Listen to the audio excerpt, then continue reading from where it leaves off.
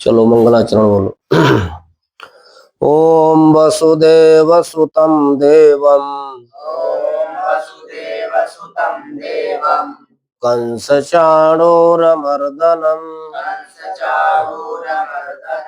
देवकी परमानन्दम् श्रीकृष्णं वन्दे जगद्गुरुम् प्रपन्न पारिजाताय स्तोत्रवेत्रैकपाणये ज्ञानमुद्राय कृष्णाय गीतामृतदुहे नमः। वंशी विभूषितकरान्नवनीरदाभात्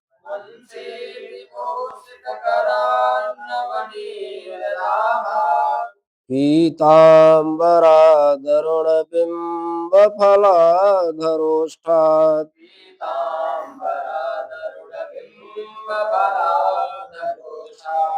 पूर्णेन्दुसुन्दरमुखादरविन्दनेत्रात्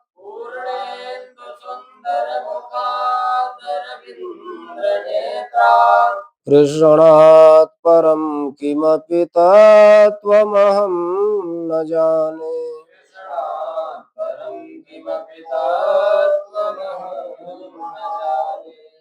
ॐ सहना भवतु सहनौ भुनक्तु सह वीर्यं करवावहै तेजस्विनावधीतमस्तु मा विद्विषावहै। ओम शांति शांति शांति।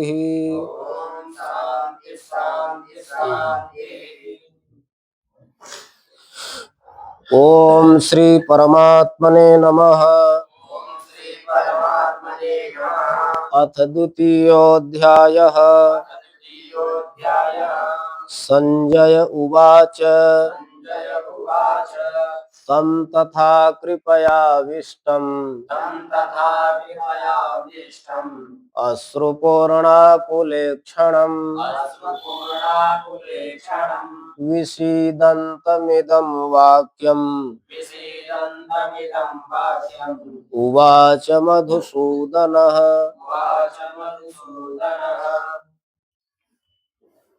प्रथम अध्याय में हम लोगों ने यह अध्ययन किया कि तीन लोगों को तीन प्रकार का मोह हो गया। धृतराष्ट्र जी को तामसी मोह, दुर्योधन को राजसी मोह और अर्जुन को सात्विक मोह।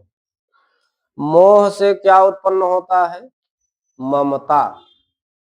मोह से ममता उत्पन्न होती है और ममता से राग द्वेष उत्पन्न हो जाते हैं।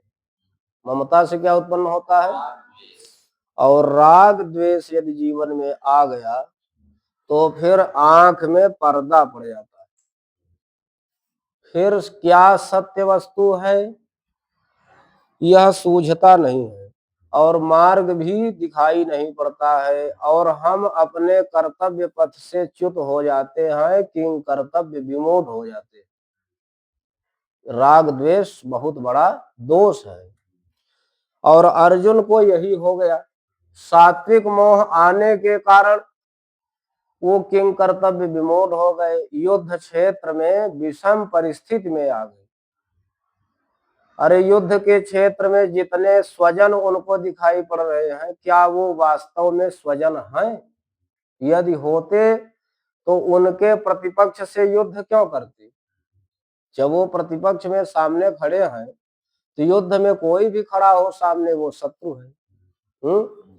और इनके अंदर मोह आया, मोह से ममता हुई, ममता से राग द्वेष हुआ, राग द्वेष से ये किंग कर्तव्य विमूढ़ हो गए और इतने किंग कर्तव्य विमूढ़ हो गए कि इनको मार्ग समझ में नहीं आ रहा है।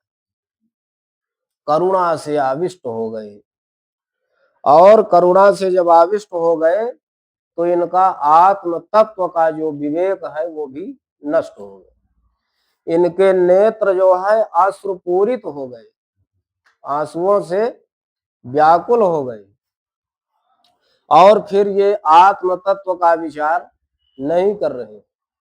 और हमेशा हम लोगों को आत्म तत्व का विचार करते रहना चाहिए। भगवद गीता 2 अध्याय में आत्मा के तत्व के विवेक का वर्णन है। आत्म तत्व के विवेक का वर्णन भगवद गीता के 2 अध्याय में वर्णित है। तो आत्म तत्व का विवेक क्या है कि कह कालह कान मित्राणी को देशः कौ व्ययागमौ कश्चाहम काच में शक्ति इति चिंत्यम मुहुर्मुहुः। व्यक्ति को इसका विचार हमेशा करते रहना चाहिए। किसका किसका? कह कालह, समय कैसा है, कान मित्राणी, हमारे मित्र कैसे हैं, कौन कौन से हैं, और को देशः, हमारा देश कैसा है और हमारे देश की स्थिति कैसी है, कौ व्ययागमौ, हमारा व्यय क्या है और हमारी आय क्या है, कश्चाहम, मैं कौन हूं, अकाच में शक्ति, मेरी शक्ति क्या है। यही आत्म तत्व का विवेक है। इसके विषय में प्रतिदिन विचार करते रहना चाहिए। परंतु मोह के कारण अर्जुन में इसका अभाव हो गया। वो आत्म तत्व का विवेक नहीं कर पा रहे हैं। और इस 2 अध्याय का नाम सांख्य योग है। 2 अध्याय में किस योग की चर्चा है? सांख्य माने होता है ज्ञान। सांख्य माने, अब ये मोह, ये माने अज्ञान कब नष्ट होगा? जब ज्ञान की प्राप्ति होगी। जब ज्ञान की प्राप्ति होगी तभी राग द्वेष नष्ट होगा। जब ज्ञान की प्राप्ति होगी तभी राग द्वेष नष्ट होगा और तभी आत्म तत्व जागृत होगा। ठीक है। तो सांख्य माने ज्ञान, ज्ञान का योग, ज्ञान के माध्यम से जब हम परमात्मा से योग माने जुड़ते हैं तो वही सांख्य योग बन जाता है। ज्ञान के माध्यम से जब हम परमात्मा से जुड़ते हैं तो उसी का नाम सांख्य योग। अथवा जहां प्रकृति पुरुष, आत्मा अनात्मा, मन बुद्धि चित्त अहंकार, इन सब की संख्या का ज्ञान के द्वारा विश्लेषण करने पर परमात्मा से जुड़ाव लगाव हो जाता है तो वही सांख्य योग है। तो देखो, अर्जुन को विषाद हो गया, दुख हो गया, वो किंग कर्तव्य विमूढ़ हो गए। और उनकी क्या स्थिति है? जब कोई किंग कर्तव्य विमूढ़ हो जाता है तो उसकी स्थिति क्या होती है? भगवत गीता के 2 अध्याय का पहला श्लोक बता रहा है। संजय उवाच, संजय जी बता रहे हैं धृतराष्ट्र जी को कि तम तथा कृपया विष्टम अश्रुपूर्णा कुलेक्षणम विषीदंतम इदम वाक्यम उवाच मधुसूदन। यहाँ जितने भी द्वितीयांत विशेषण हैं वो सब अर्जुन जी के हैं। तम कृपया विष्टम अश्रुपूर्णा कुलेक्षणम विषीदंतम। अर्जुन जी कैसे हो गए? बोले कृपया विष्टम, करुणा से आविष्ट हो गए। उनके अंदर इतनी दया आ गई। और उस दया के कारण अश्रुपूर्णा कुलेक्षणम, वो कृपा से आविष्ट हो जाने के कारण, दया के अधीन हो जाने के कारण आंसुओं से भरे हुए व्याकुल, ईक्षण माने नेत्र वाले हो गए। उनका नेत्र जो है आंसुओं से भर गया और भरे हुए आंसुओं से व्याकुल नेत्र वाली हो गई। अविषीदंतम, बहुत दुखी हो गए। विषीदंतम माने दुखी हो गए। और तम माने ऐसे अर्जुन जी से मधुसूदन इदम वाक्यम उवाच। मधुसूदन माने भगवान श्री कृष्ण ने यह वाक्य उनसे, उन अर्जुन जी से कहा। किन अर्जुन जी से?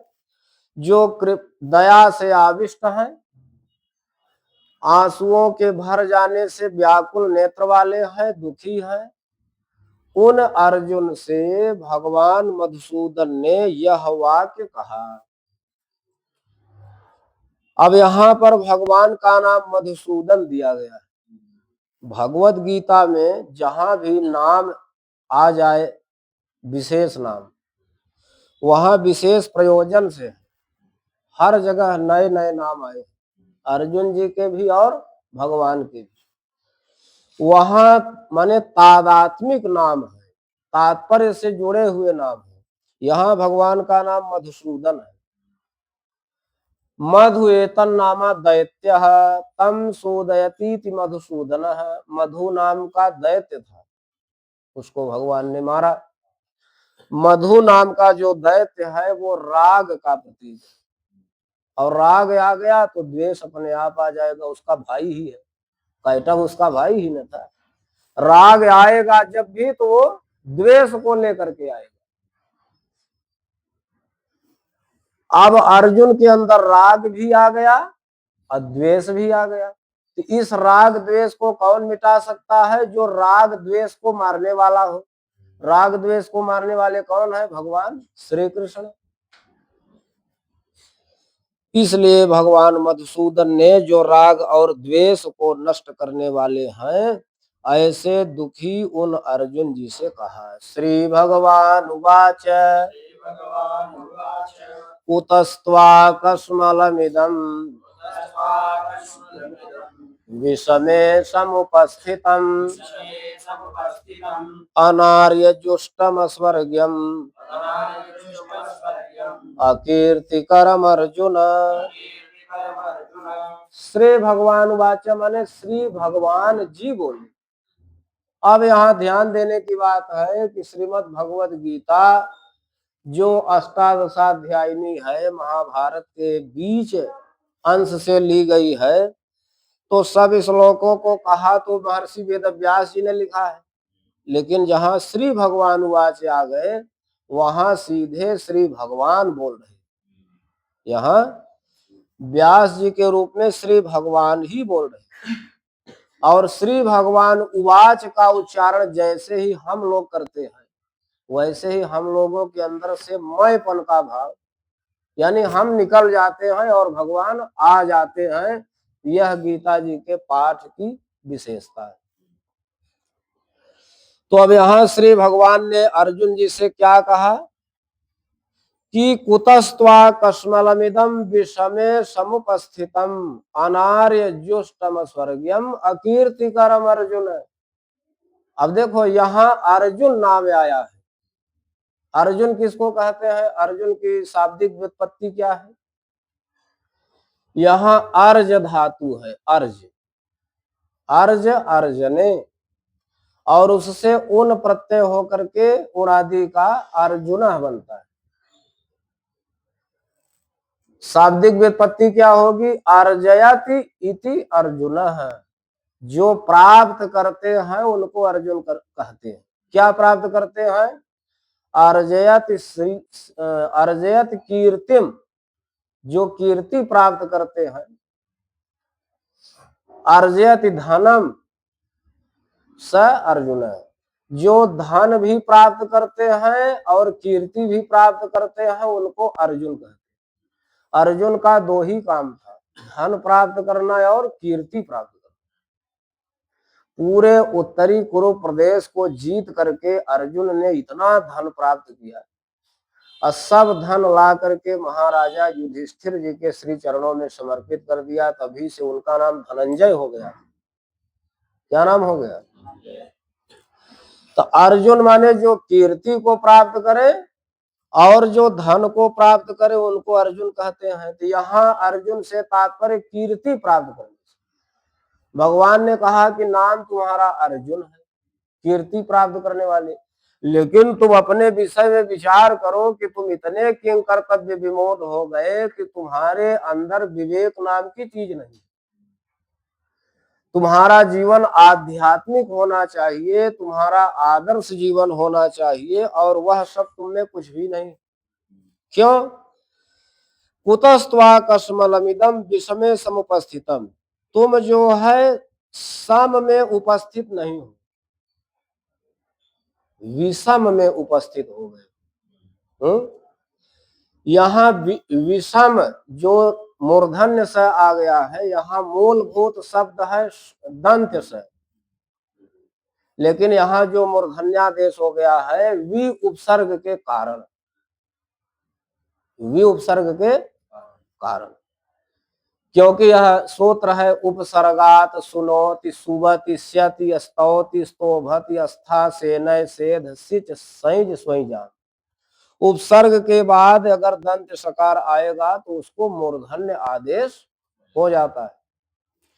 तो यहां मूलभूत शब्द है सम, समय समुपस्थितम, आपको सम में उपस्थित होना चाहिए, लेकिन सम में उपस्थित न होकर के आप विषम में उपस्थित हो गए।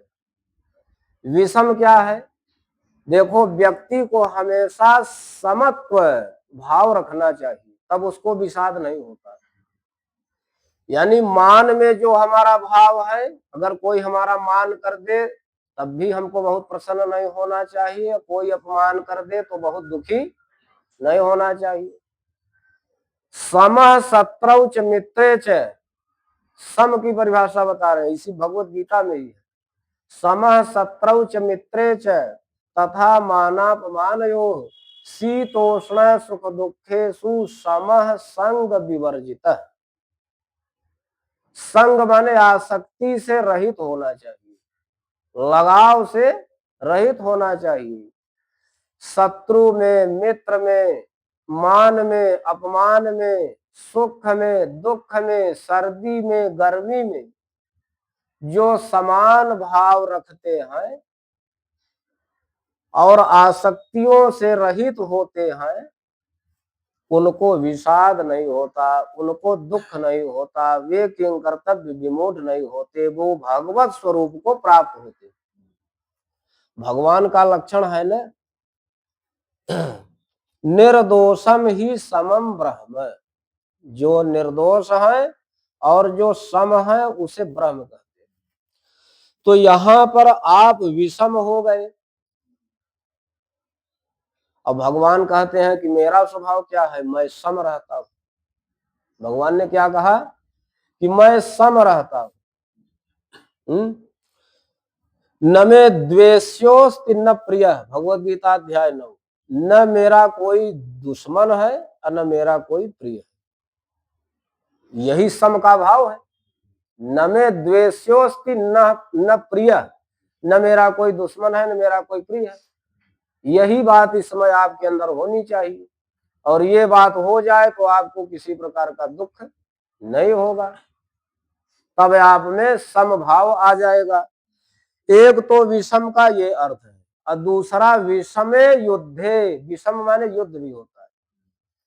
तुम युद्ध के समय जब आ गए तब तुमको इस प्रकार की विषम परिस्थिति आ गई। कुतस्त्वा कस्मलम इदम, इदम कस्मलम, त्वा माने त्वाम, कुतः, ऐसा कस्मल माने पाप या ऐसा दोष तुम्हारे अंदर कहां से आ गया इस विषम परिस्थिति में?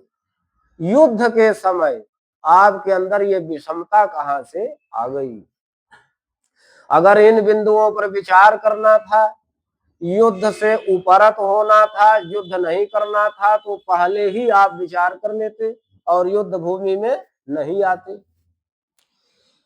अनार्य जुष्टम स्वर्गम अकीर्तिकरम अर्जुन, हे अर्जुन, अर्जयत कीर्तिम यह स अर्जुन तत्संबुद्धौ भो अर्जुन। हे अर्जुन, आध्यात्मिक जीवन कैसा होता है अथवा आदर्श जीवन कैसा होता है? आर्य जुष्टम, ध्यान देना, स्वर्गम कीर्तिकरम।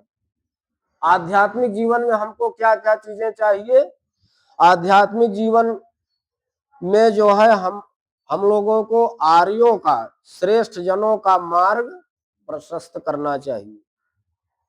आर्यजुष्ट श्रेष्ठ लोग जिस मार्ग पर गए हैं उसी का सेवन हम लोगों को करना चाहिए, या आर्य लोग जिस मार्ग की प्रशस्ति करते हो वो मार्ग पकड़ना चाहिए। ये आदर्श जीवन है, आध्यात्मिक जीवन है।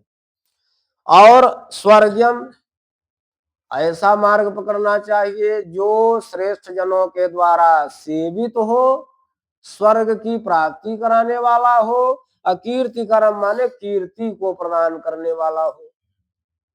ऐसा तो आध्यात्मिक जीवन या आदर्श जीवन होता है। लेकिन आप जो है किंग कर्तव्य विमूढ़ हो करके इसके विपरीत हो गए हैं। आप जिस मार्ग पर पहुंच गए हैं वो अनार्य जुष्टम अस्वर्गम अकीर्तिकरम बन गया है। यानी इस मार्ग को न तो कोई श्रेष्ठ जन इस मार्ग की प्रशस्ति करेंगे, न इस मार्ग पर पहुंचने पर आपको स्वर्ग की प्राप्ति होगी और न ही कीर्ति होगी। क्लैव्यमास्मगमः पार्थ नैतत्त्वय्युपपद्यते क्षुद्रं हृदय दौर्बल्यम् त्यक्तोत्तिष्ठ परन्तप। अब यहाँ भगवान कह रहे हैं, श्री भगवान अर्जुन जी से कह रहे हैं कि पार्थ, यहाँ संबोधन क्या दे रहे हैं भगवान अर्जुन का? पार्थ। प्रथायाः अपत्यम पुमान पार्थ तत्संबुद्धौ भो पार्थ। क्योंकि कोई दूसरा यदि ऐसा कर रहा होता तो हो सकता था कि मैं उसको न कहता, मैं उसको सन्मार्ग न बताता। लेकिन तुम हमारे इतने करीब हो कि हमारी बुआ के लड़के हो। प्रथा माने कुंती, तुम हमारी बुआ के लड़के हो, इसलिए तुम्हारा हमसे संबंध है और उस संबंध के नाते तुम हमारे भाई हुए। तो अगर तुम युद्ध से विचलित होकर के भाग जाओगे तो तुम्हारे साथ मैं भी तुम्हारा सारथी हूं, हमारी भी बदनामी होगी। इसलिए हे पार्थ, क्लैव्यम मास्मगमः, नपुंसकता को प्राप्त मत हो, कायरता को प्राप्त मत हो। देखो अब यहाँ अर्जुन जैसे वीर के लिए भगवान क्या कह रहे हैं? नपुंसकता के भाव को प्राप्त मत हो। एक वीर के लिए वीरोचित वाणी अच्छी लगती है, और एक वीर को सब कुछ कह दो वो सह लेगा, लेकिन नपुंसक कहोगे तो वो बर्दाश्त नहीं करेगा। और भगवान का यहाँ कहना यही मतलब है कि जब हम इस प्रकार से इनको कहेंगे तो ये उत्साहित होंगे। खग जाने खगही की भाषा। गरुड़ जी को भगवान श्री राम जी के विषय में मोह हो गया। वो जा रहे थे अपने संशय निवृत्ति के लिए, भगवान शिव जी से मिले, मार्ग में मिले। भगवान शिव जी से पूछा राम जी के स्वरूप के विषय में। भगवान भोलेनाथ तो त्रिभुवन गुरु हैं, वो जान रहे हैं कि ये गरुड़ जी हैं, ये पक्षी हैं, ये हमारी भाषा नहीं समझेंगे। पक्षी की भाषा समझता है, खग जाने खगही की भाषा। अब मार्ग में कोई मिला, अब वो तत्व का ज्ञान लेना चाहे तो उसको नहीं देना चाहिए। त्रिभुवन गुरु होने के नाते उनको तो ज्ञान की मर्यादा है। उन्होंने कहा कि आप चले जाओ नीलाचल पर्वत पर, वहां काकभुसुंडी जी रहते, वो आपको इस विषय में समझाएंगे। उसी प्रकार यहाँ भगवान भी अर्जुन से ऐसी बातें कर रहे हैं कि जिससे ये उत्साहित हो जाए, विरोचित भाव में आ जाए और ये युद्ध करने के लिए तत्पर हो जाए। इसलिए भगवान ने कहा कि पहली बात तो तुम हमारी बुआ के लड़के हो, पार्थ हो, तुमसे हमारा संबंध है, इसलिए मैं कह रहा हूं। और तुझ जैसा वीर यदि नपुंसकता को प्राप्त हो गया तो फिर बेकार है। नैतत्त्वयि उपपद्यते, एतत्त्वयि न उपपद्यते। विग्रह करोगे तो क्या होगा? एतत् त्वयि न उपपद्यते। एतत् माने यह नपुंसकता, यह कायरता, त्वयि माने तुझ जैसे वीर में न उपपद्यते उचित नहीं, तुझ जैसे वीर में यह कायरता, यह नपुंसकता उचित नहीं है। क्षुद्रम हृदय दौर्बल्यम, यह कायरता, यह नपुंसकता क्या है? हृदय की दुर्बलता है, हृदय की क्षुद्र दुर्बलता है। इसलिए त्यक्तोत्तिष्ठ परंतप, इस हृदय की क्षुद्र दुर्बलता को त्यक्त्वा माने त्याग करके, हे परंतप उठ उठ जाओ, युद्ध के लिए तैयार हो जाओ। यहाँ भगवान अर्जुन का दूसरा नाम दे रहे हैं परंतप। परान शत्रून तपते असौ परंतप तत्संबुद्धौ भो परंतप। पर माने शत्रुओं को संतप्त करने वाले, जो अर्जुन अपने नाम मात्र से शत्रुओं को कपा देते हैं। शत्रुओं का हृदय विदीर्ण होने लगता है अर्जुन के नाम मात्र से, इतने पराक्रमी। और ऐसे तुम, ऐसी हृदय की क्षुद्र दुर्बलता तुम्हारे अंदर आ गई, ऐसी कायरता आ गई कि युद्ध क्षेत्र से ही विमुख होना चाह रहे हो, भागना चाह रहे हो। तो तुम तो वही हाल करोगे कि नाम चीनी प्रसाद और मिठास गुड़ के बराबर भी नहीं। नाम चीनी प्रसाद और मिठास गुड़ के बराबर भी नहीं। इसलिए भगवान यहाँ परंतप कह रहे हैं, पहली पंक्ति में पार्थ और फिर यहाँ परंतप। अर्जुन उवाच कथम भीष्ममहं संख्ये द्रोणं च मधुसूदन इषुभिः प्रतियोत्स्यामि पूजार्हा वरिसूदन गुरून् हत्वा हि महानुभावान् श्रेयो भोक्तुं भैक्षमतीह लोके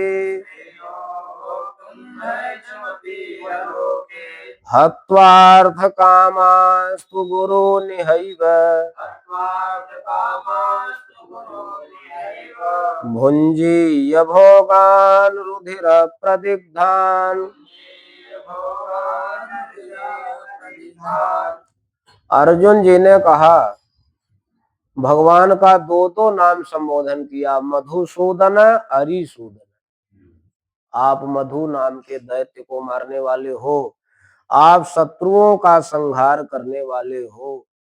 आप ही बताएं कि इस युद्ध में मैं कथम भीष्मम अहम संख्ये द्रोणम च मधुसूदन, हे मधुसूदन, हम अपने पितामह भीष्म जी पर और अपने गुरु जी द्रोणाचार्य जी के ऊपर, संख्ये माने युद्ध में, संख्ये माने युद्धे, युद्ध में किस, कथम माने किस प्रकार, अहम माने मैं, भीष्म पितामह के ऊपर और द्रोणाचार्य जी के ऊपर इषुभिः प्रतियोत्स्यामि, बाण से मैं युद्ध करूंगा, इनके ऊपर मैं कैसे बाण चलाऊंगा।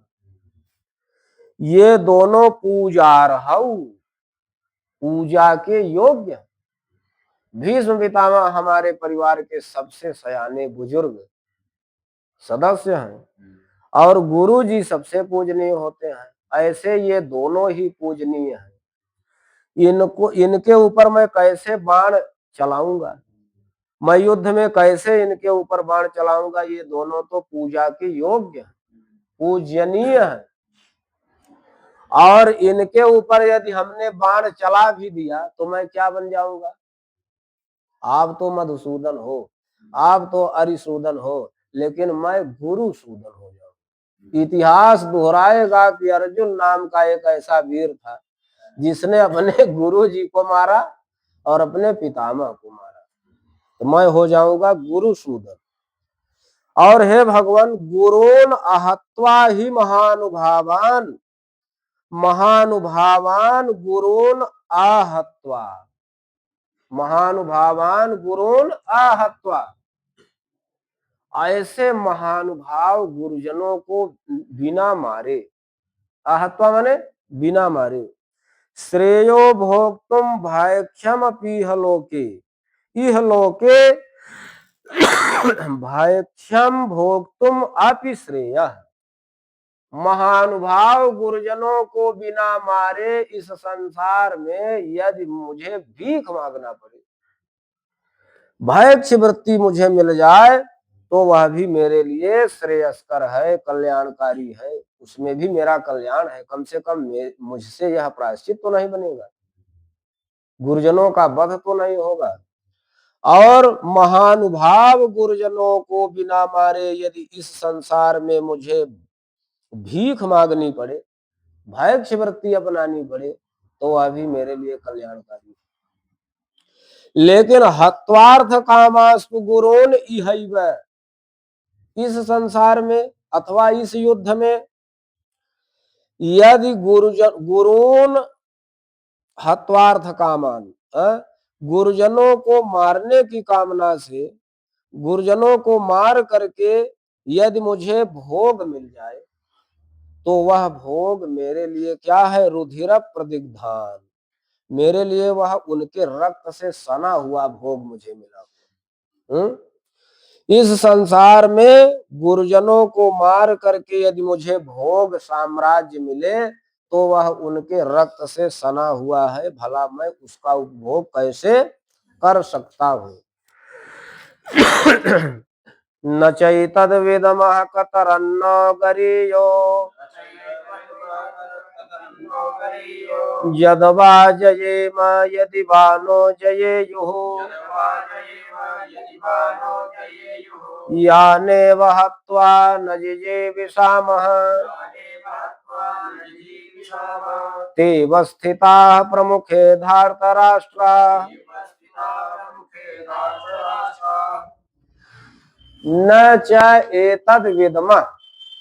अर्जुन जी ने भगवान से कहा कि हे प्रभु, मैं तो यह भी नहीं जानता, न च एतद् विद्मः, हम तो यह भी नहीं जानते कि कतरन्नो गरीय, देखो जब दो लोगों से तुलना बताई जाती है तो वहां कतरन्नह गरीय, माने हम तो ये भी नहीं जानते कि क्या श्रेष्ठ है, इन दोनों में क्या श्रेष्ठ है, युद्ध करना श्रेष्ठ है कि युद्ध न करना श्रेष्ठ है, मैं इस निर्णय को भी नहीं जानता। इन दोनों में श्रेष्ठ क्या है, युद्ध करना श्रेष्ठ है कि युद्ध न करना श्रेष्ठ है, मैं ये नहीं जानता। अथवा मैं ये भी नहीं जानता कि यदवा जयेम यदि वानो जयेयु, मैं इस युद्ध में जीतूंगा या वो इस युद्ध में जीतेंगे, मैं जीतूंगा या मैं जीता जाऊंगा, ये भी नहीं जानता। अयान एव हत्वा न जिजीविषामः, जिनको मार करके मैं जिंदा नहीं रहना चाहता, तेव स्थिताः प्रमुखे धार्तराष्ट्राः, धृतराष्ट्र के ऐसे सभी पुत्र मेरे सामने, प्रमुख प्रमुख धृतराष्ट्र के पुत्र सब युद्ध में खड़े हैं, इनको मार करके मैं जीवित नहीं रहना चाहता और ये हमारे सामने युद्ध में खड़े हैं। कार्पण्य दोषोपहत स्वभावः पृच्छामि त्वां धर्म सम्मूढचेताः, यच्छ्रेयः स्यान्निश्चितं ब्रूहि तन्मे, शिष्यस्तेऽहं साधि मां त्वां प्रपन्नम्। अब देखो इतना कार्पण्य दोष आ गया अर्जुन जी के अंदर। कार्पण्य दोष माने कृपणता का दोष, कृपणता माने कायरता का दोष, दया का दोष। ऐसे उचित स्थान पर दया भी करनी चाहिए और अनुचित स्थान पर कतई दया नहीं करनी चाहिए, यही कार्पण्य दोष है। जब कार्पण्य दोष आ जाता है तो उससे जो स्वभाव है वो उपहत हो जाता है, नष्ट हो जाता है। स्वभाव माने अध्यात्म, अध्यात्म माने आदर्श। जो आध्यात्मिक जीवन है, जो आदर्श जीवन है, वो कार्पण्यता के दोष से उपहत हो जाता है। और व्यक्ति क्या हो जाता है, कि कर्तव्य विमूढ़ हो जाता है। पृक्षामि त्वाम धर्म सम्मूढ़ चेता, ऐसे अर्जुन जी जो कार्पण्य दोष से जिनका स्वभाव उपहत हो गया है, नष्ट हो गया है, जो किंग कर्तव्य विमूढ़ हो गए हैं, ऐसे अर्जुन जी कहते हैं कि त्वाम पृक्षामि, हे भगवान मैं आपसे पूछता हूं। धर्म सम्मूढ़ चेता, मैं तो धर्म से मूढ़ नहीं सम्मूढ़। धर्म से सम्मूढ़ कोई कब होता है, जहां क्या कर्तव्य है क्या अकर्तव्य है ये बिल्कुल समझ में नहीं आए। अर्जुन जी के समझ में इसमें बिल्कुल नहीं है। तो कहा कि हे प्रभु, धर्म से किंग कर्तव्य विमूढ़ चित्त वाला मैं आपसे पूछ रहा हूं, मेरा मार्गदर्शन करिए, मुझे शिक्षा प्रदान करिए। हमारा तो कार्पण्य दोष के कारण स्वभाव ही उपहत हो गया है, नष्ट हो गया है। यह श्रेय स्यात् निश्चितम ब्रूहि तन्मे, जो हमारे लिए कल्याणकारी हो, जो हमारे लिए कल्याणकारी हो, निश्चित रूप से तात में ब्रूहि, वह मुझे आप बताइए। मेरे लिए जो कल्याणकारी हो आप निश्चित रूप से मुझे यह बताइए।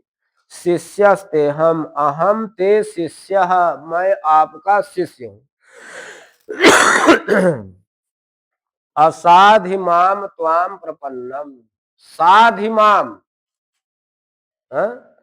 मुझे उपदेश करें। साधिमाम माने मुझे उपदेश करें। त्वाम प्रपन्नम, मैं आपकी शरण में हूं, मैं आपका शरणागत हूं, मैं आपका शिष्य हूं। आप मेरा मार्गदर्शन करें, मुझे उचित शिक्षा प्रदान करें, मेरे लिए जो भी कल्याणकारी हो वह मुझे बताएं। अभी तक तो भगवान ने अर्जुन को कुछ भी नहीं बताया था, केवल जो उचित बात थी वही कह दिया था।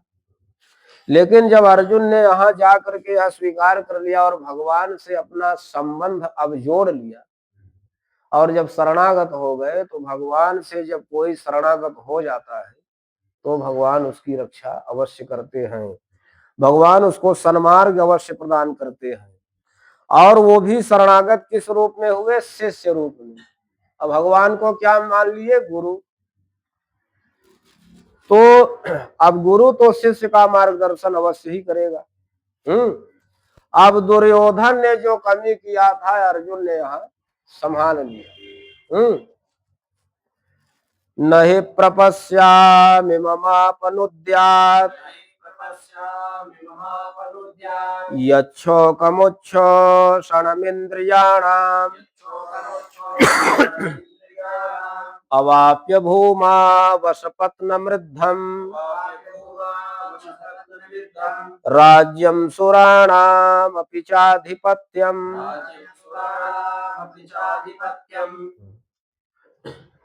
नहि प्रपश्यामि ममापनुद्यात्, यच्छोकमुच्छोषणमिन्द्रियाणाम्,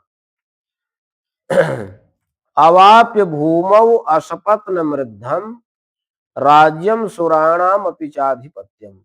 भूमौ असपत्नम रिद्धम अवाप्य, इस पृथ्वी पर यदि असपत्न, सपत्न माने शत्रु, असपत्न माने शत्रु से रहित, और रिद्धम माने समृद्धशाली राज्य यदि मुझे पृथ्वी पर मिल जाए, शत्रुओं से रहित निष्कंटक राज्य या निष्कंटक समृद्धि मुझको पृथ्वी पर मिल जाए, अथवा सुराणाम अपि चाधिपत्यम राज्यम अवाप्य,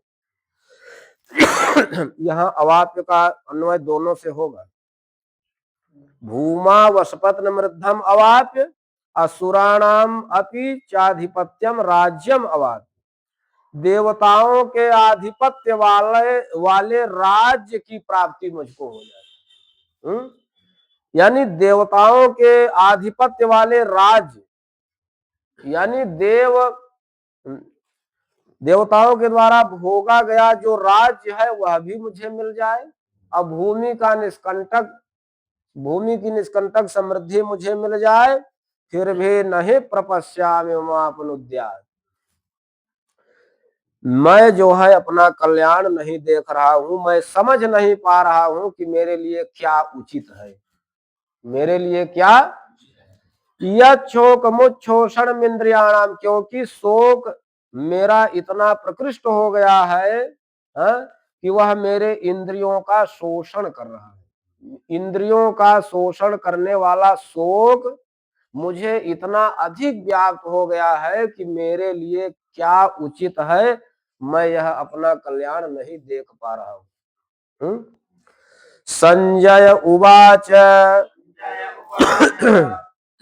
एवमुक्त्वा हृषीकेशं गुडाकेशः परन्तप न योत्स्य इति गोविन्दम् उक्त्वा तूष्णीं बभूवः तमुवाच हृषीकेशः प्रहसन्निव भारत सेनयोरुभयोर्मध्ये विषीदन्तमिदं वचः। अब संजय जी जो रिपोर्टर हैं धृतराष्ट्र जी के, वो बिल्कुल ताजा समाचार बता रहे हैं कि अब युद्ध क्षेत्र की ताजी स्थिति क्या है। तो यहाँ 9वें श्लोक में अर्जुन जी के मोह का चित्र खींच रहे हैं।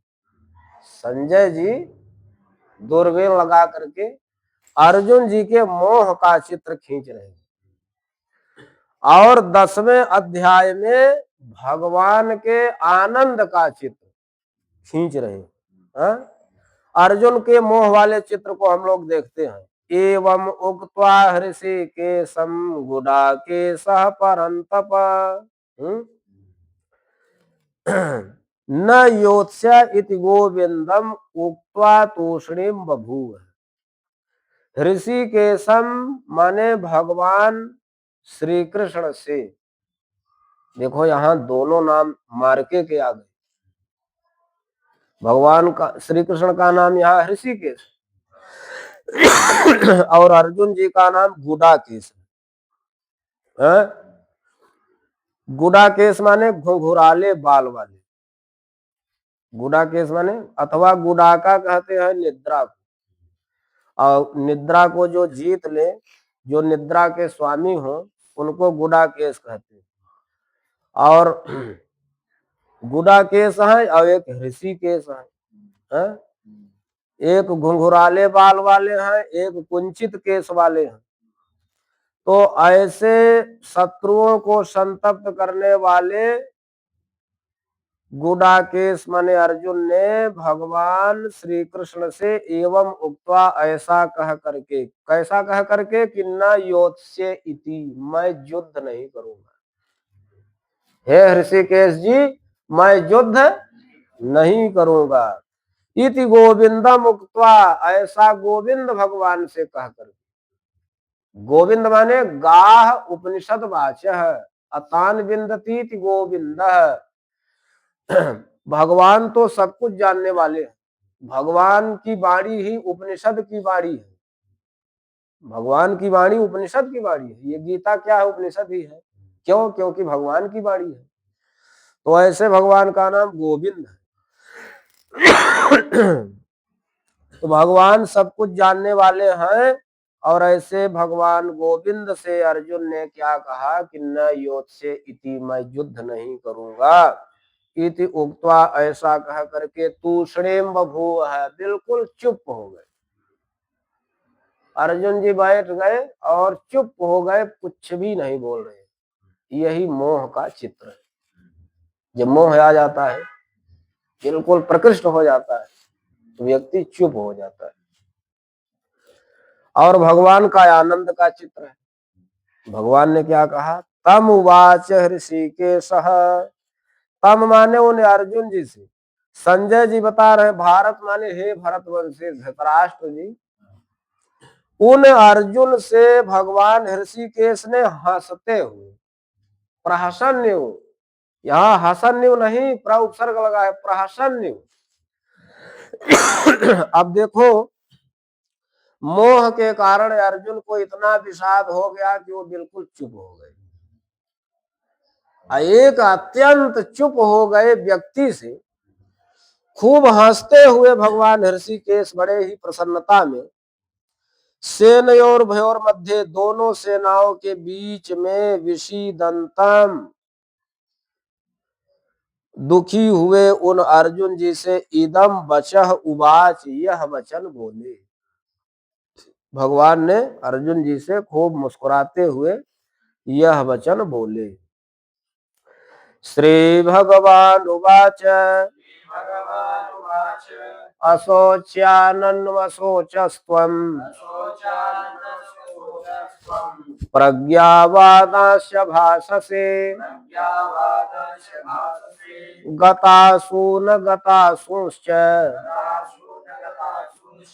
नानुशोचन्ति पंडिताः, न त्वेवाहं जातु नाशं, न त्वं नेमे जनाधिपाः, न चैव न भविष्यामः, सर्वे वयमतः परम् देहिनोऽस्मिन् यथा देहे, कौमारं यौवनं जरा, तथा देहांतर प्राप्तिः, धीरस्तत्र न मुह्यति, मात्रा स्पर्शास्तु कौन्तेय, शीतोष्ण सुख दुःखदा, आगमापायिनो नित्याः, तांस्तितिच्छस्व भारत, यम हि न व्यथयन्त्येते, पुरुषं पुरुषर्षभ, सम दुःख सुखम धीरम, सोमृतत्वाय कल्पते। श्री भगवान ने अर्जुन जी से कहा कि अब तक आपने जो जो बातें कहा बिल्कुल विद्वानों की भाषा में कहा, कहा तो आपने विद्वानों की भाषा में। पंडित माने पंडित से तात्पर्य यहाँ पर सदसद विवेकिनी बुद्धि पंडा, अपंडा संजाता बुद्धिर्जस्यासौ पंडितः। पहले पंडित का अर्थ समझ लो, गीता में कई बार पंडित शब्द आए।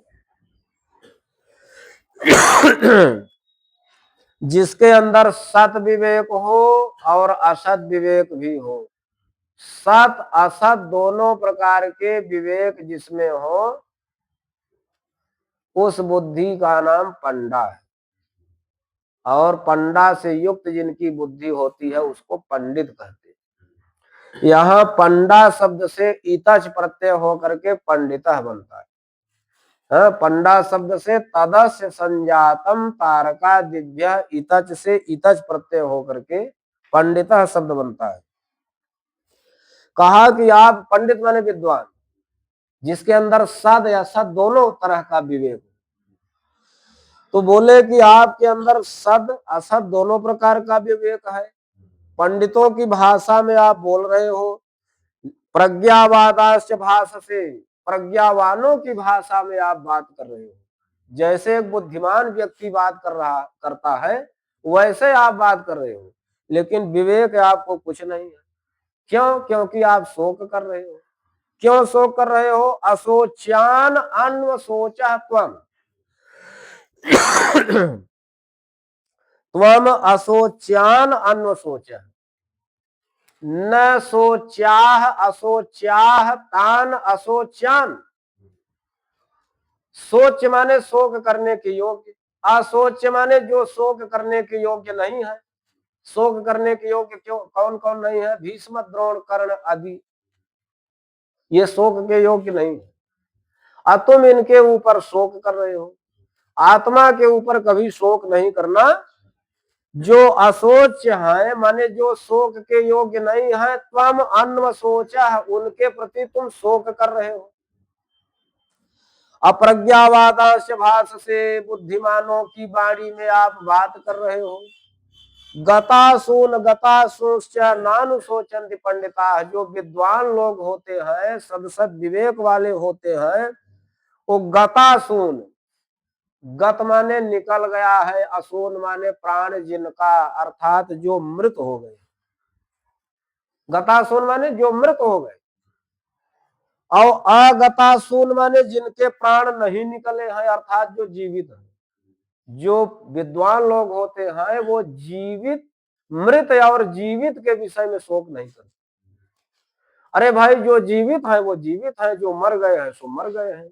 जो जीवित है उसके विषय में क्या शोक करना, और जो मर गया है उसके विषय में क्या शोक करना। तो जो विद्वान लोग हैं, सद विवेक वाले हैं, वो मृत और जीवित के विषय में न अनुशोचंति, शोक नहीं करते।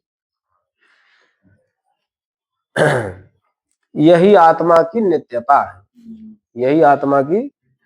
और भी आत्मा की नित्यता बता रहे हैं। नत्वे वाहम, न तू एव अहम जातु, न आसम, न त्वम, न इमे जनाधिपा।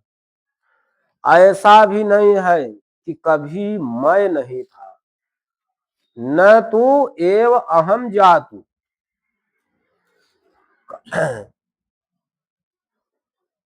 ऐसा भी नहीं है कि कभी तुम नहीं थे और मैं नहीं था।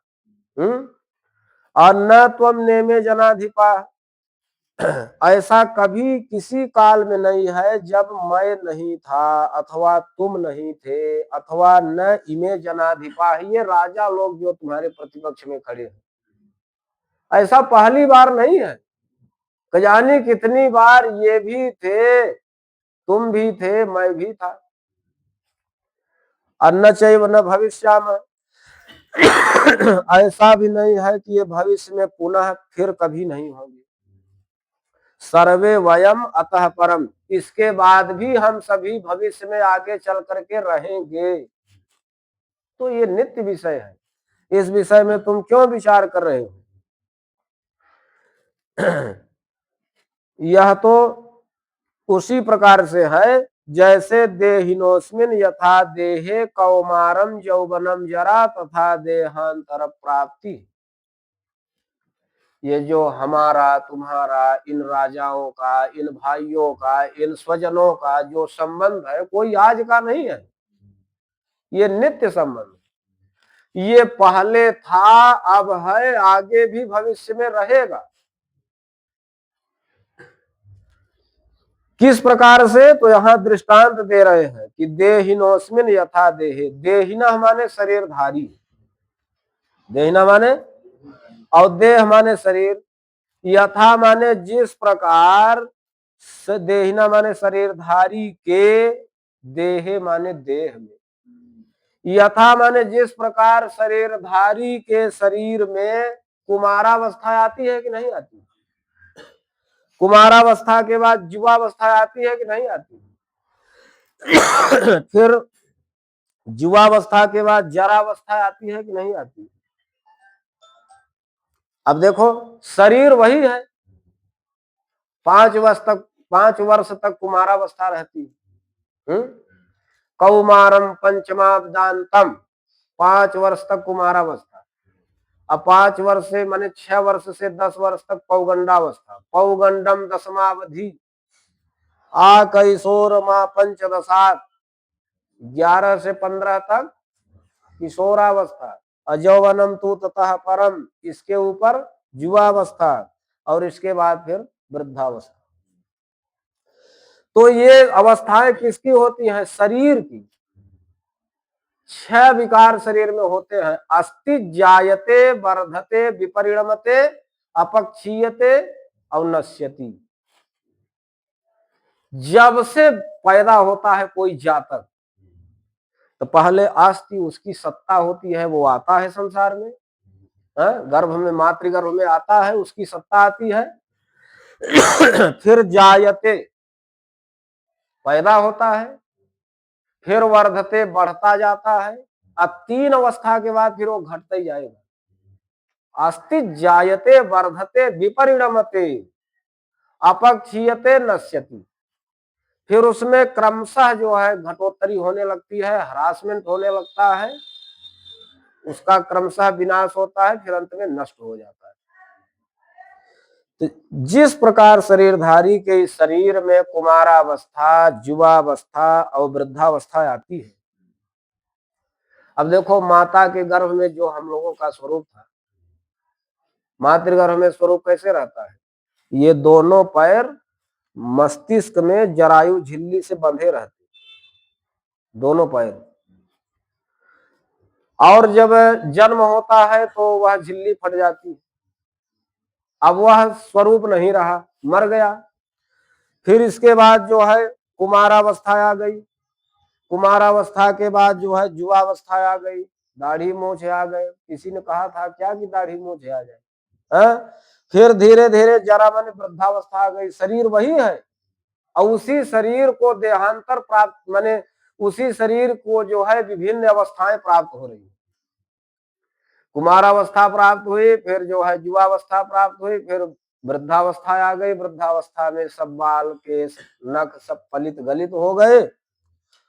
और फिर जो है तथा देहांतर प्राप्ति ही, फिर एक समय ऐसा आया जब देहांतर प्राप्ति हो गई, माने शरीर ही नष्ट होकर के दूसरे शरीर को धारण कर लिया।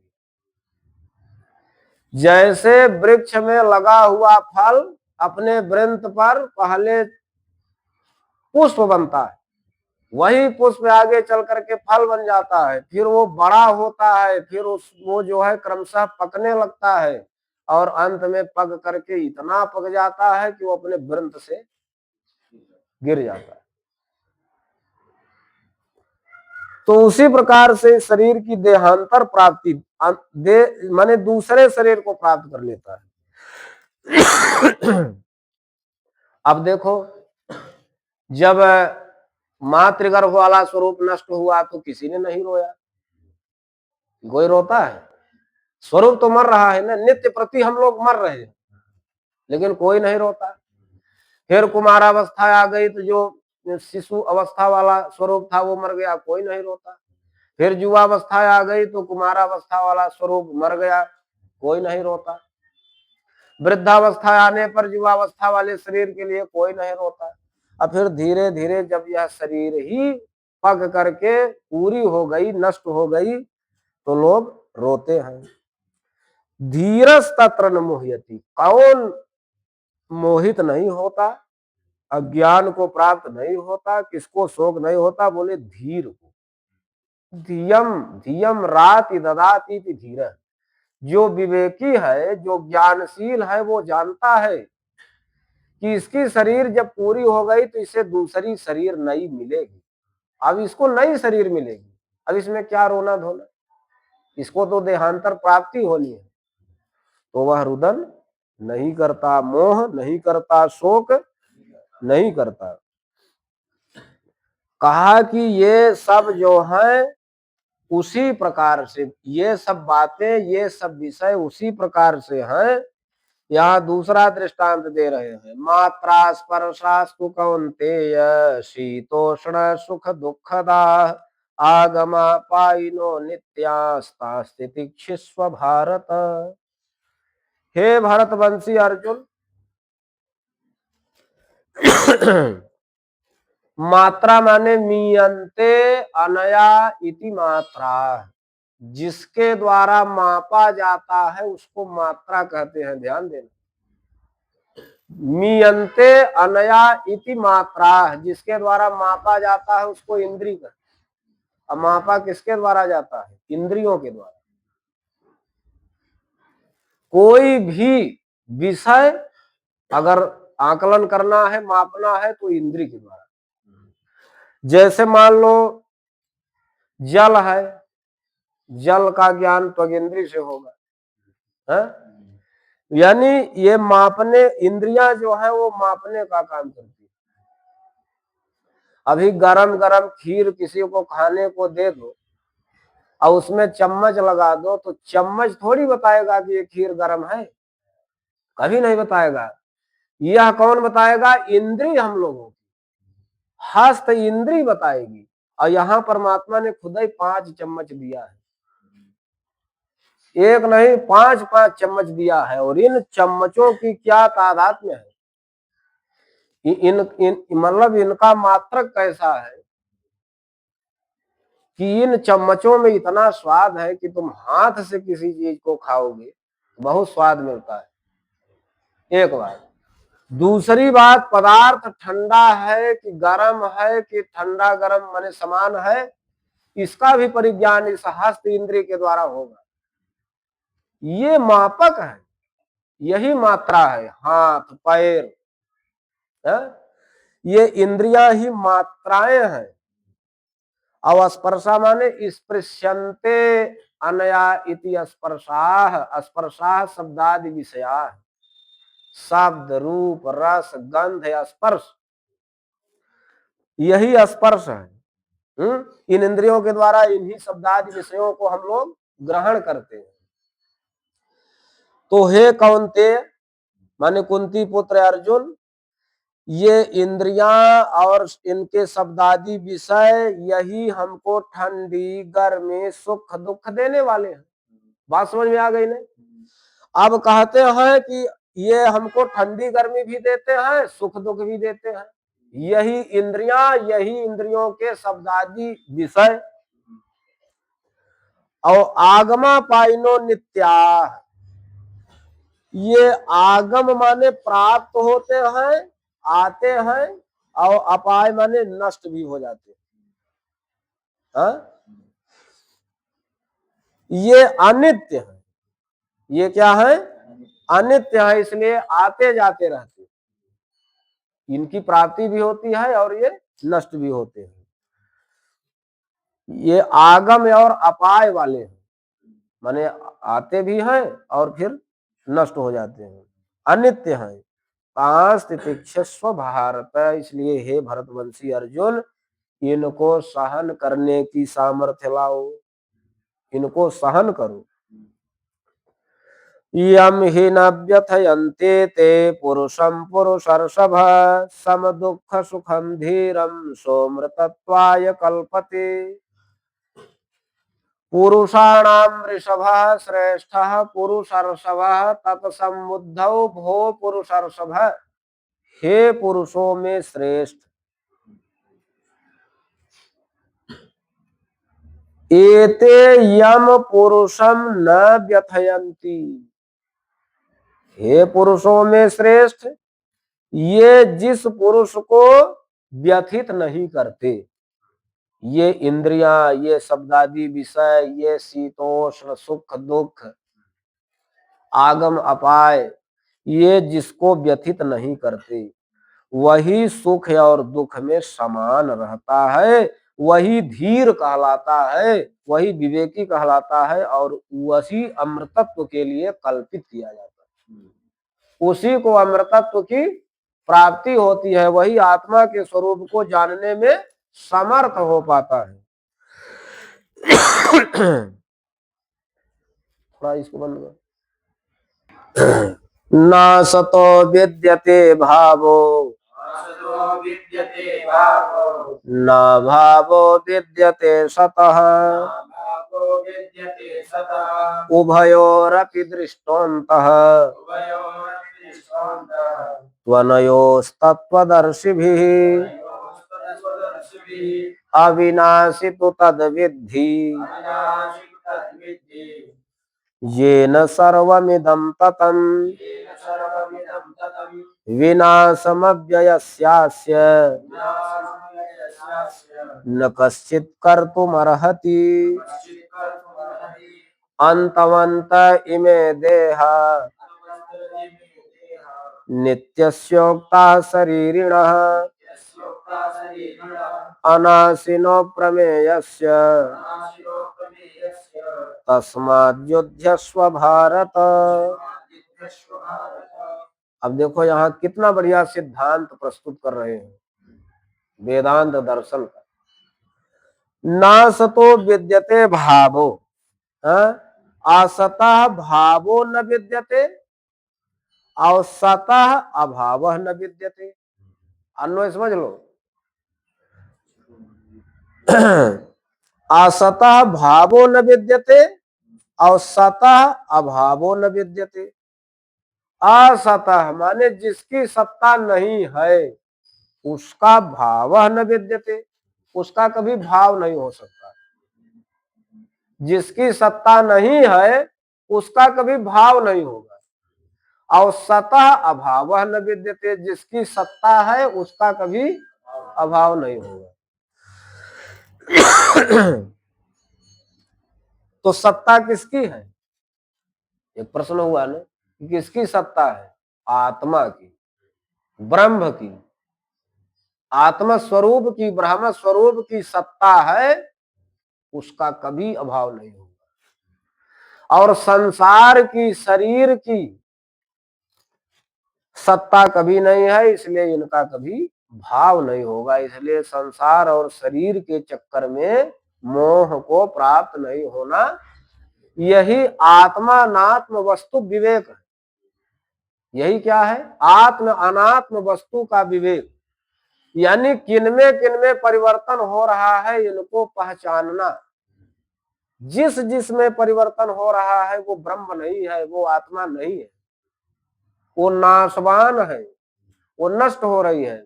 और जिसमें परिवर्तन नहीं हो रहा है, जो कूटस्थ है वही ब्रह्म है, उसी की सत्ता है। तो ऐसे आत्म स्वरूप और ब्रह्म स्वरूप का चिंतन करना चाहिए, क्योंकि उसी की सत्ता रहती है। और जिसकी सत्ता रहती है उसका कभी अभाव नहीं होगा, और जिसकी सत्ता नहीं है उसका कभी भाव नहीं होगा। उभयोः अपि दृष्टोन्तः, यहाँ अंत का अर्थ निर्णय है। अंतः दृष्टः माने निर्णय देख लिया। किसने निर्णय देखा? अनयोः उभयोः, इन दोनों में निर्णय देख लिया। किसने? तत्वदर्शी भी, तत्व माने ब्रह्म दृष्टाओं ने। यहाँ तत्व का अर्थ क्या है? तत्त्वम, तत्वम, तुम वही हो अर्थात ब्रह्म हो। तो ब्रह्म का दर्शन करने वाले, ब्रह्म साक्षात्कार करने वाले लोगों ने इन दोनों का निर्णय देख लिया है। इन दोनों का निर्णय क्या किया है? देख लिया है कि जिसकी सत्ता है उसका अभाव नहीं होगा, जिसकी सत्ता नहीं है उसका कभी भाव नहीं होगा। अविनाशी तो तद विद्धि जेन सर्वमिदं ततम्, तद अविनाशी, अविनाशी तो तत् विद्धि। तत् माने, अब देखो यहाँ तत् वही परमात्मा के लिए आया है। तत् माने अनिर्वचनीय, जिसको, जो अवांग मनस गोचर है, वाणी बोल नहीं सकती, निरूपण नहीं कर सकती, और मन वहां तक पहुंच नहीं सकता। जो परमात्मा अवांग मनस गोचर है, मन वाणी के विषय नहीं है, वही अविनाशी है। वह ऐसा ब्रह्म ही अविनाशी है। और जेन सर्वम इदम ततम, इदम माने इदम प्रत्यय गोचर, यह सारा संसार, ततम माने जिनसे व्याप्त है, ततम माने व्याप्तम, जिन परमात्मा के द्वारा इदम प्रत्यय गोचर यह सारा संसार व्याप्त है। इस संसार में पहल किसी भी वस्तु का नाम इदम है। हम लोग जिसका नाम नहीं जानते, यह क्या है, यह क्या है, ये बोलते हैं कि नहीं? इदम इदम इदम। तो इदम प्रत्यय गोचर सारा संसार जिनके द्वारा व्याप्त है, वह परमात्मा, उन परमात्मा को ही अविनाशी विद्धि माने जानो, वही अविनाशी है। अविनाशम अव्ययस्यास्य, अस्य अव्ययस्य विनाशम कर्तुम न कश्चित अर्हति। अस्य माने इन अव्यय माने अविनाशी, जिनका व्यय नहीं होता। इन अविनाशी ब्रह्म का विनाशम माने विनाश भी न कश्चित कर्तुम अर्हति, कोई कर नहीं सकता है। वो ब्रह्म अविनाशी है और उनका कोई नाश करना भी चाहे तो अव्यय उन परमात्मा का कोई विनाश कर भी नहीं सकता, कोई समर्थ नहीं है। अंतवंत इमे देहा नित्यस्योक्ता शरीरिणः अनाशिनो प्रमेयस्य तस्माद् युध्यस्व भारत। अब यहाँ निर्णय बता रहे हैं भगवान कि अंतवंत इमे देहा, इमे देहा माने ये शरीरधारी, जितने भी शरीरधारी है इस चराचर में, वो सब अंतवंत है माने नाशवंत है, उनका नाश निश्चित है। लेकिन जितने देह हैं वो तो नाशवान है, अंतवंत है, उनका परिणाम अंतिम है, अंत परिणाम वाले हैं यानी नाशवान है। जितने भी देहधारी हैं वो नाशवान है।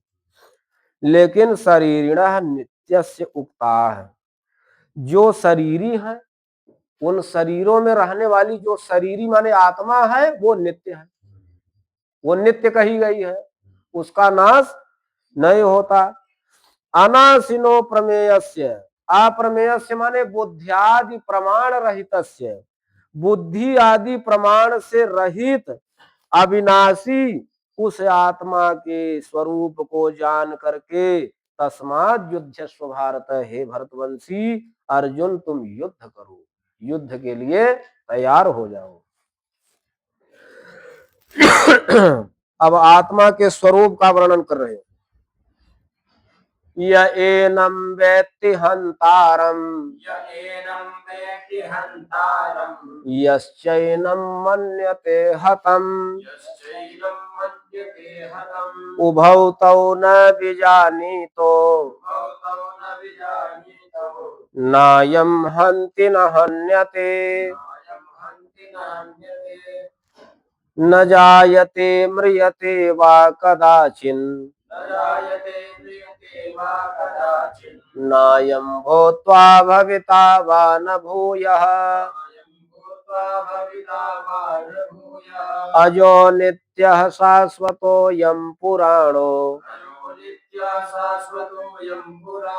न हन्यते हन्यमाने शरीरे,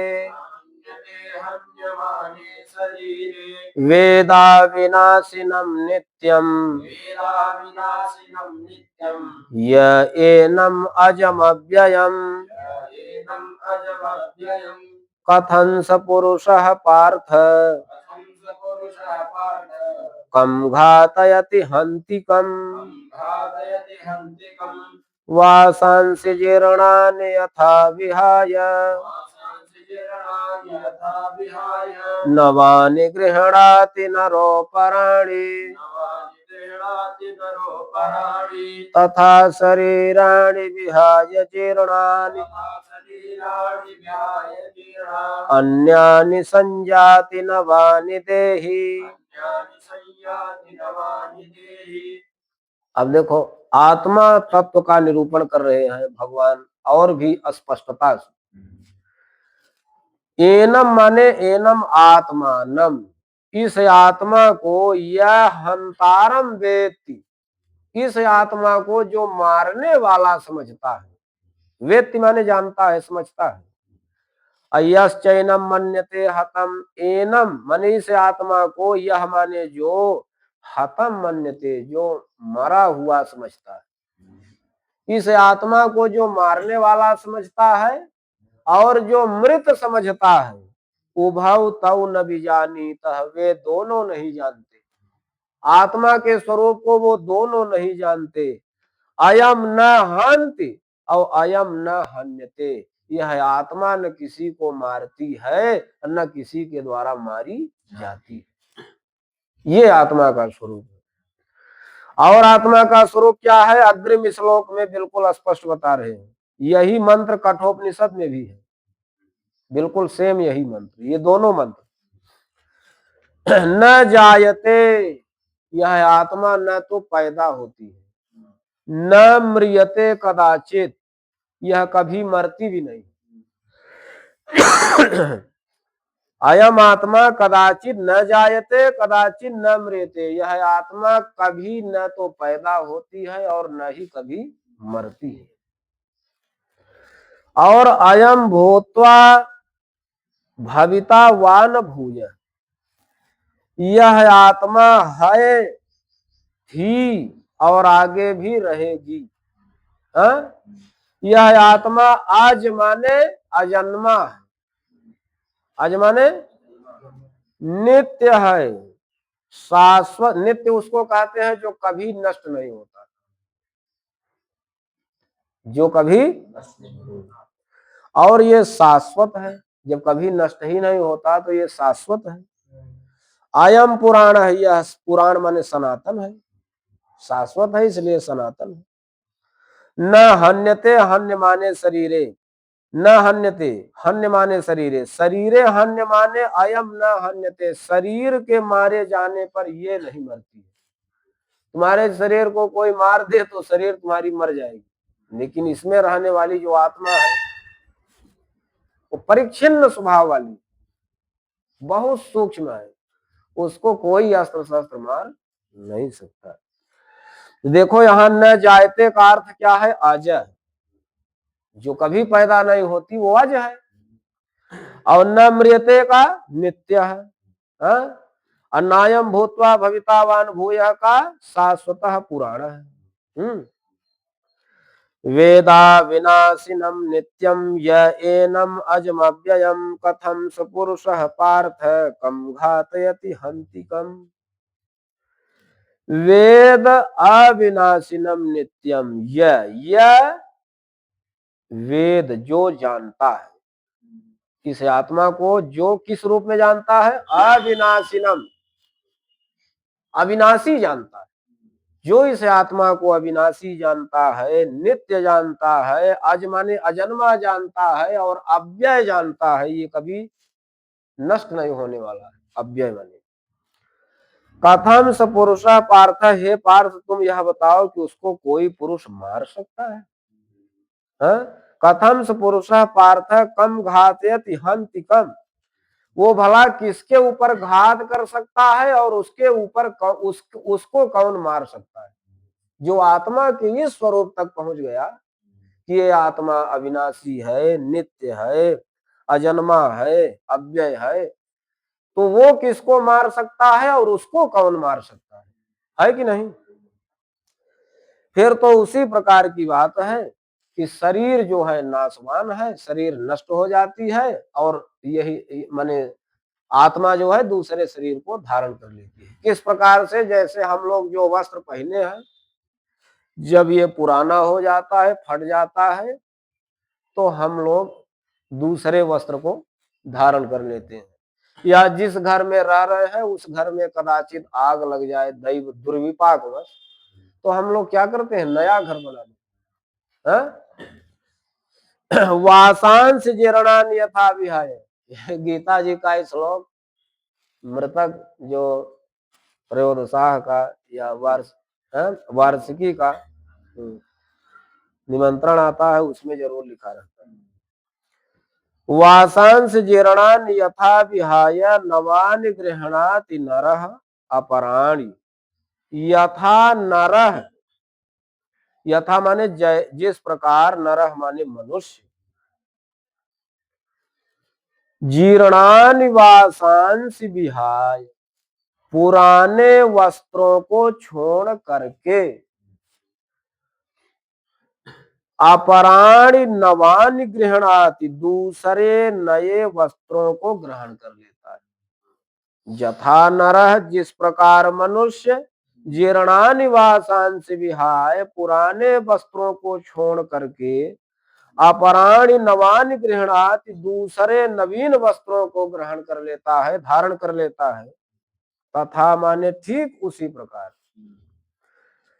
शरीरा माने जीर्णानि शरीराणि विहाय, पुराने शरीरों को छोड़ करके, देही माने आत्मा, अन्यानि नवानि संयाति, दूसरे नवीन शरीर को धारण कर लेती। अच्छा, शरीर को धारण करने की क्षमता भी आत्मा में ही, शरीर में क्षमता नहीं है कि वो आत्मा को धारण करे, आत्मा ही दूसरे शरीर को धारण करती है।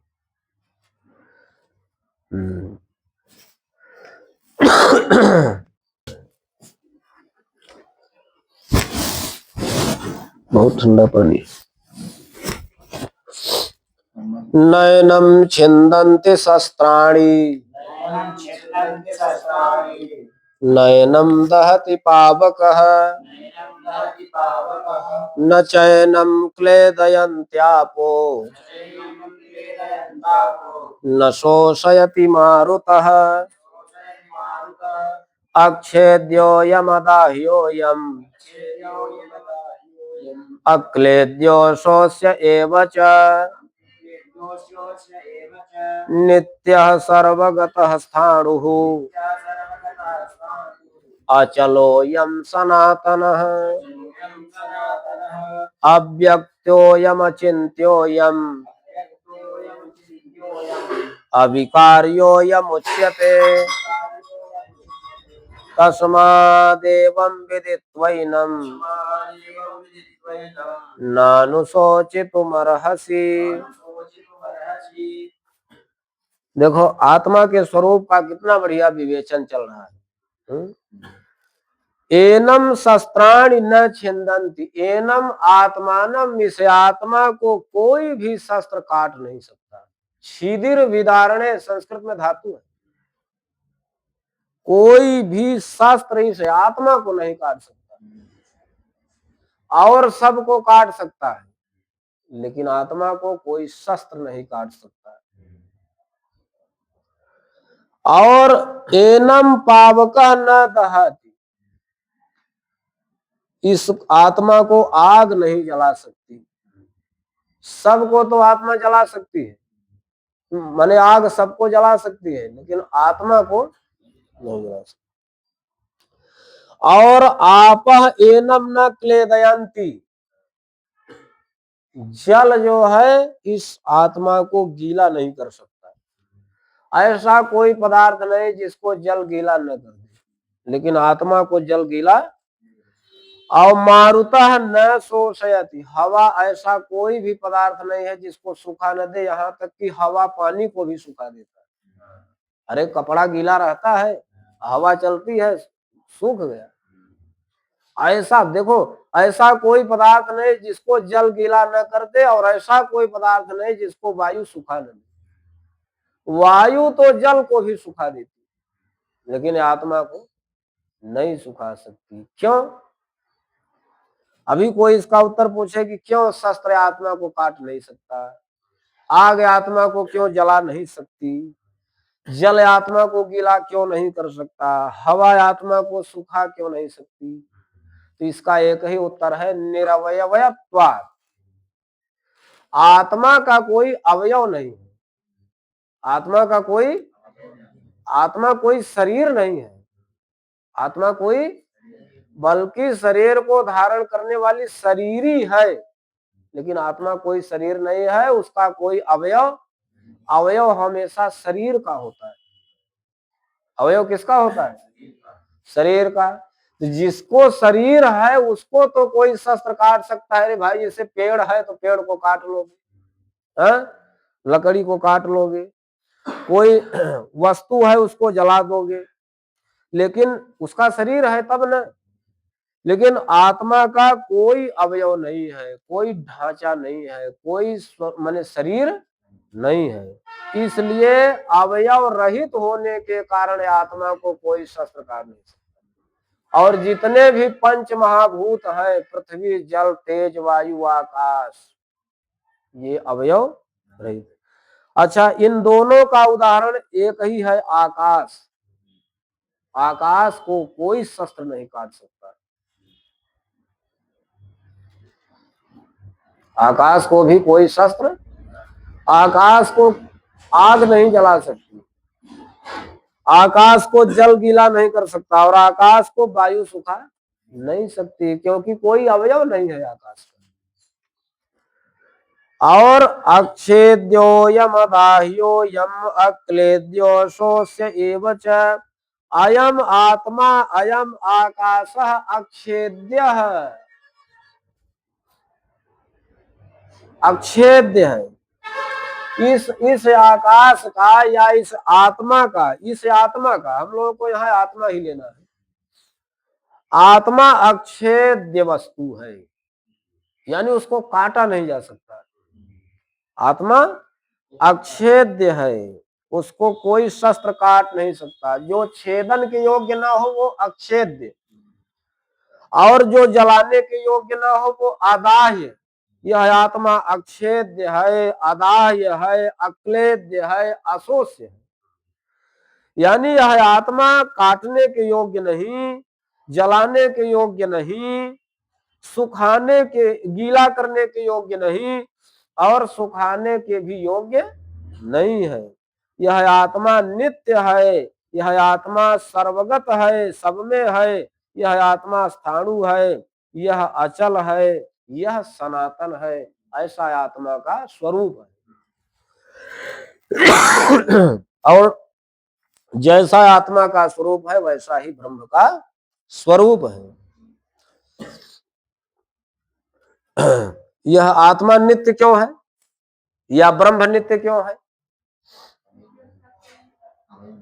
सर्वसत्वात्, सब में है न, आत्मा और आकाश सब में है।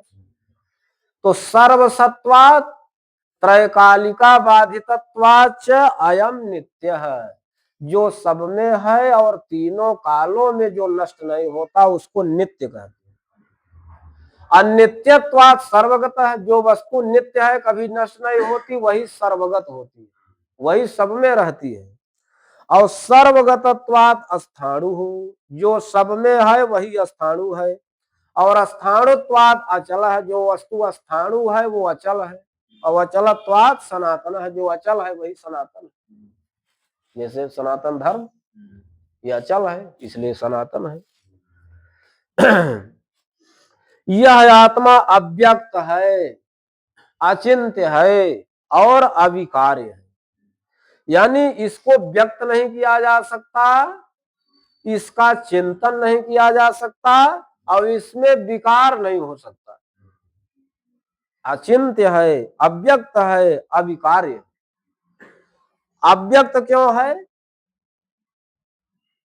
सर्वाकरणा विषयत्वात्, किसी भी इंद्री के द्वारा जिसका माने साक्षात माने जो किसी भी इंद्री का विषय नहीं बन सकती, किसी भी इंद्री का जो विषय नहीं बन सकने के कारण यह आत्मा अव्यक्त कहलाती है। और इंद्रिय अनुमाना गोचर अचिंत्य, किसी भी इंद्री से जिसका अनुमान नहीं लगाया जा सकता उसको अचिंत्य कहते हैं।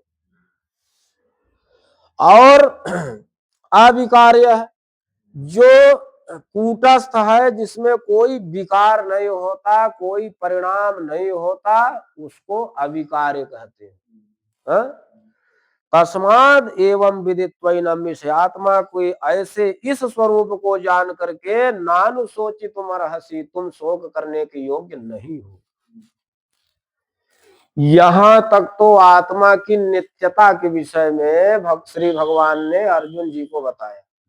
अब कहा कि ठीक है, अगर तुम आत्मा को नित्य नहीं मानते, अगर आत्मा को अनित्य मानते हो,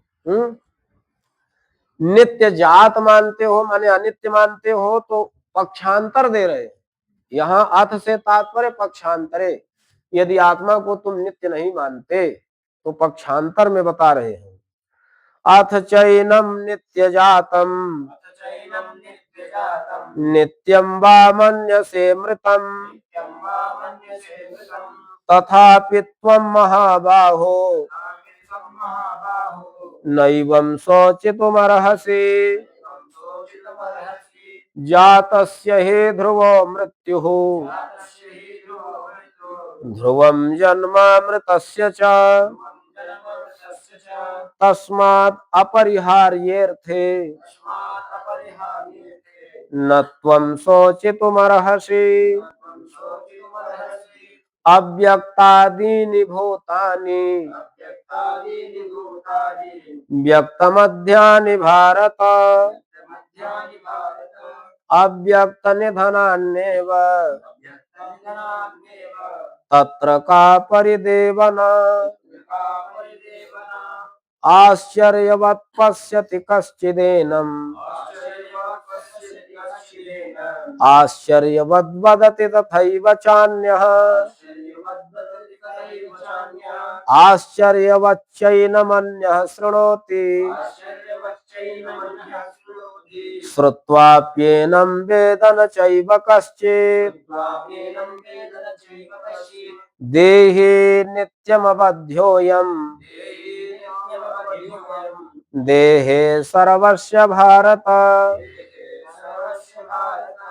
तस्मात् सर्वाणि भूतानि न त्वं शोचितुमर्हसि अथ चैनम नित्यजातम नित्यम वा मन्यसे मृतम।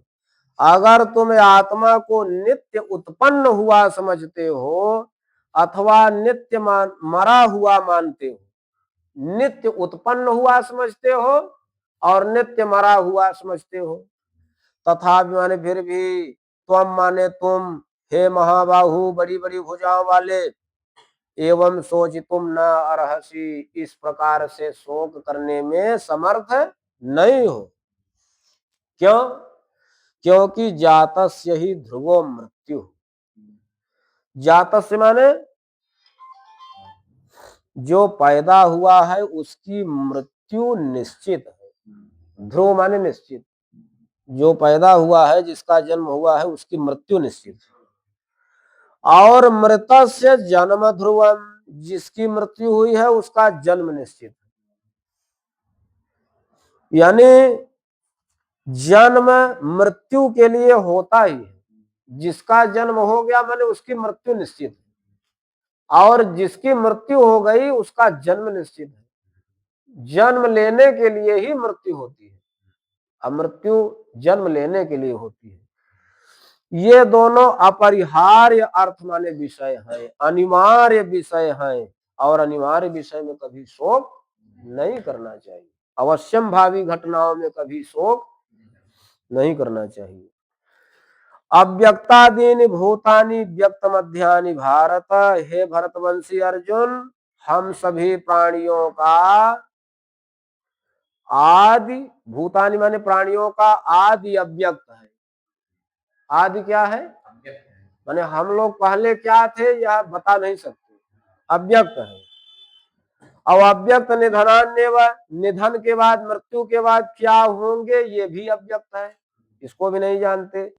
व्यक्त क्या है? व्यक्त मध्यानि भारत। हे भरतवंशी अर्जुन, प्राणियों का मध्य व्यक्त रहता है कि हम इस समय वर्तमान में हाथी है, पेड़ है, पशु है, गाय है, मनुष्य है आदि है। केवल मध्य व्यक्त रहता है। इसी प्रकार सभी पदार्थों का है। जैसे घड़ा, घड़ा जो है किससे बनता है? मिट्टी से। तो घड़ा बनने के पूर्व क्या था? मिट्टी था। और घड़ा जब नष्ट हो जाएगा, फूट जाएगा, तो फिर उस घड़े की परिणति मिट्टी में हो जाएगी। वर्तमान में लग रहा है कि ये मिट्टी है। उसी प्रकार शरीर का है। तो हम प्राणियों का आदि व्यक्त है और अंत व्यक्त है। आदि अव्यक्त है और अंत अव्यक्त है। व्यक्त क्या है? मध्य। तो ऐसे विषय में तत्र का परिदेवना, इस विषय में, इस अनिवार्य विषय में किस बात का शोक करना? परिदेवना माने शोक, किस बात का शोक करना? और इस आत्मा के विषय में तो बड़ा आश्चर्य होता है। देखो, आश्चर्य कहते किसको है?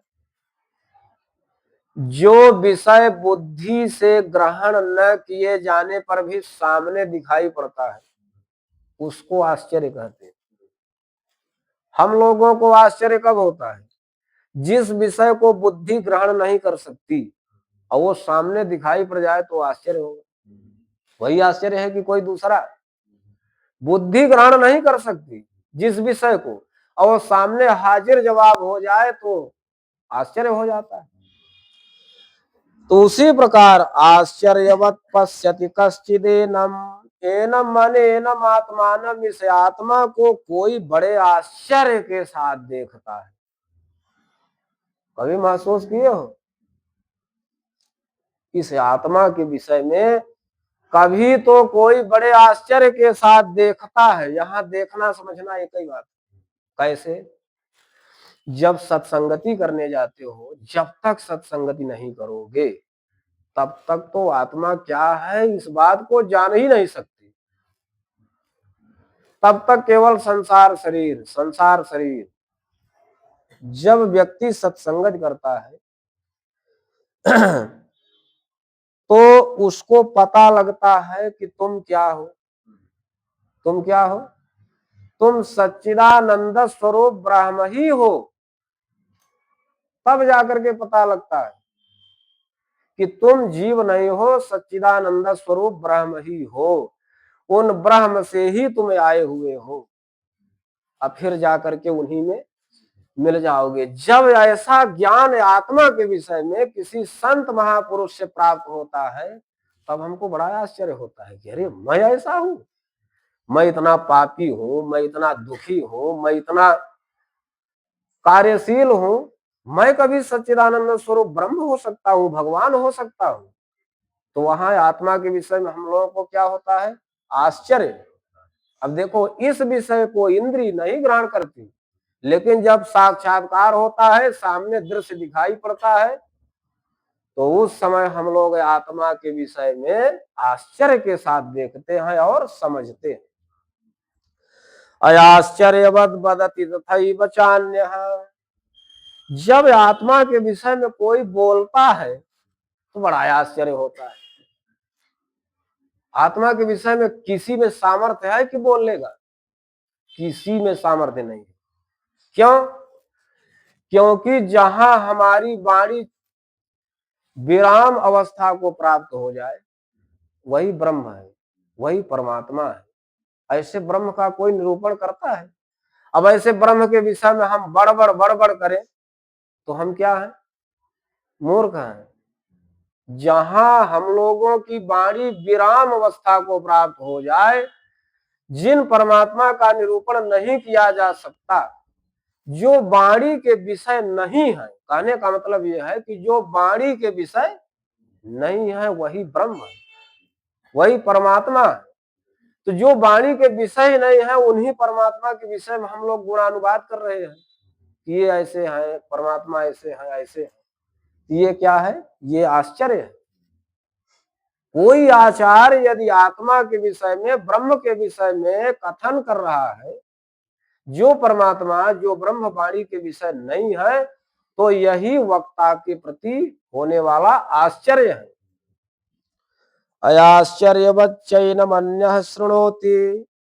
जब कोई आत्मा के विषय में सुनता है, ज्ञान सुनता है आत्मा के विषय, तो उसको सुन करके बड़ा आश्चर्य होता है। एक ठो 11 उपनिषदों में केनोपनिषद है, ध्यान दें। गुरु और शिष्य का संवाद वहां पर वर्णित है। माने शिष्य पूछता जाता है गुरुजी से और गुरुजी बताते जाते हैं और अंत में कुछ भी उत्तर नहीं मिलता है। गुरुजी केवल बताते गए कि आत्मा ये है, ब्रह्म ये है, ये है। तो शिष्य को कहना पड़ा कि लगता है कि हमने गलत प्रश्न कर लिया क्या, या हम गलत जगह आ गए क्या। वास्तव में आत्मा का और ब्रह्म का ऐसा ही स्वरूप है जिनके विषय में कुछ बताया ही नहीं जा सकता, जिनके विषय में कुछ जाना ही नहीं जा सकता। तो ऐसे आत्मा के विषय में, ऐसे ब्रह्म के विषय में सुन करके किसी को बहुत आश्चर्य होता है। अश्रुत्वाप्येनम वेद न चैव कश्चित्। इस आत्मा के विषय को, इस ब्रह्म के विषय को सुन करके भी कुछ लोग जान नहीं पाते। क्यों?